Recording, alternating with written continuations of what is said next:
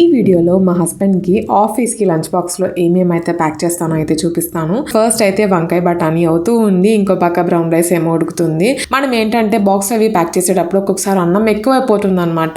అది ఎక్కువైతే మనం ఏం చేయలేం, మార్నింగ్ రైస్ తినలేము.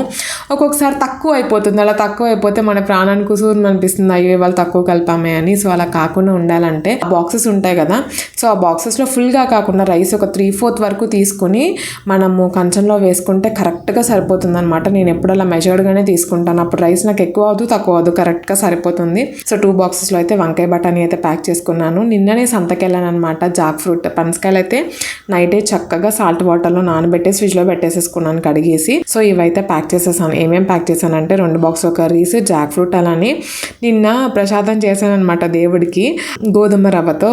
సో అదైతే డెసర్ట్ కింద పెట్టాను, భోజనం తర్వాత తింటారని. నట్స్ అలానే బార్లీ వాటర్. యాక్చువల్లీ బార్లీ వాటర్కి ఒక పెద్ద స్టోరీ ఉంది. ఇంట్లో తాగమంటే బార్లీ వాటర్కి బోల్ అని వంకలు పెడతారు, అదే ఆఫీస్లో అయితే గమ్ముగా తాగేస్తారు.